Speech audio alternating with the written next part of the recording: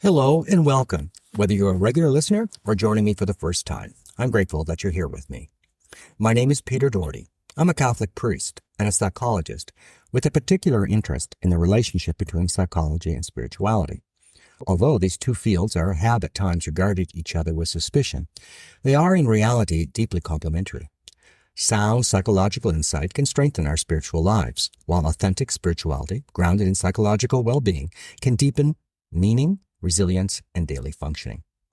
This podcast offers a reflection on the gospel reading for the coming week. It is intended as a resource for those preparing homilies and sermons, as well as for anyone who teaches, studies, or simply wishes to engage more deeply with Scripture.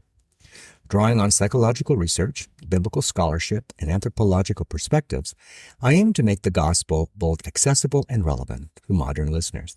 I also approach Scripture as a guide for faith and human development, recognizing that the biblical authors wrote within a worldview different from our own, offering rich insight into identity, suffering, and hope.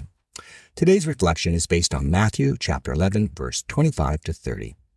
This passage is distinctive in that Matthew presents Jesus offering a prayer of thanksgiving. Jesus praises the Father because understanding has been revealed to the little ones, those without status or power, while remaining hidden from those who might be expected to possess the knowledge. The message is clear. True knowledge of God is not achieved solely through human effort or intellectual attainment, but is ultimately received through relationship with Christ. There is a familiar saying, even a broken clock is right twice a day.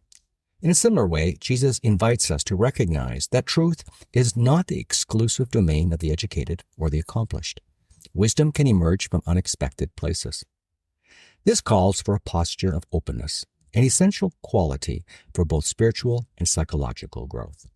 In my work as a psychologist, I often encounter individuals who remain stuck, not because of a lack of intelligence, but because of how they interpret their situation. A shift in perspective can open the door to new possibilities and solutions. I have known individuals without formal education who possess deep wisdom born of life experience. Conversely, I have encountered highly educated individuals whose perspective remains surprisingly narrow. Intelligence and wisdom can overlap, but they are not the same. It is also important that Jesus emphasizes that it is God who reveals truth. It's not something we can claim or construct on our own. This brings to mind the story of the Tower of Babel in Genesis chapter 11, verse 1 to 9.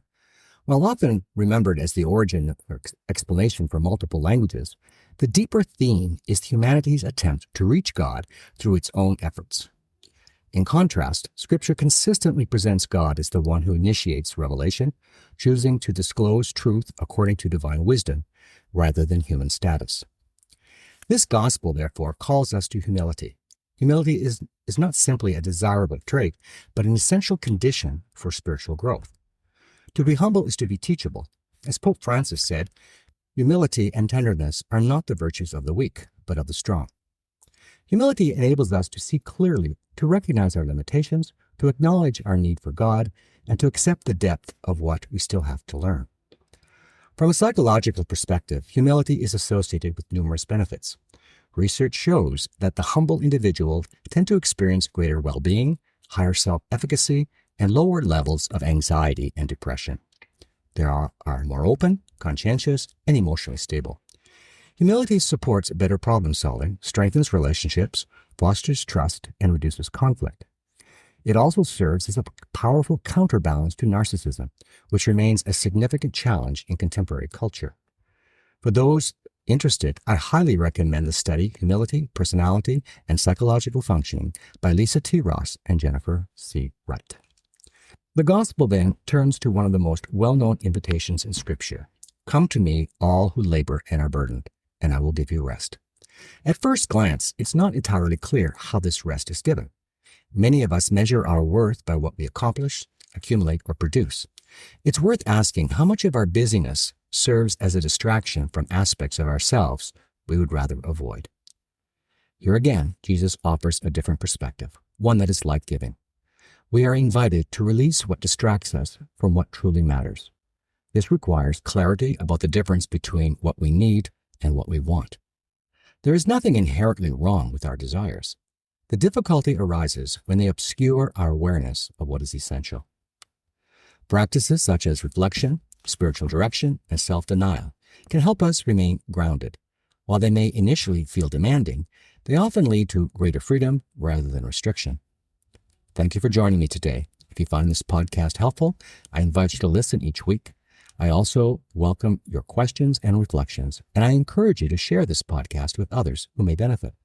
If you are listening on YouTube, you can support this work by subscribing and leaving a review. I would also be interested to know where you are listening from. I'd like to take this opportunity to do a shout out to my listeners in South Korea. Thank you for joining me. Next Sunday, July 12th, 2026, we will reflect on Matthew chapter 13, verse 1 to 23, where Jesus explores how faith can be hindered by the cares of the world and by spiritual shallowness, while also offering insights into the nature and the gift of faith. New episodes are released every Sunday, focusing on the upcoming gospel.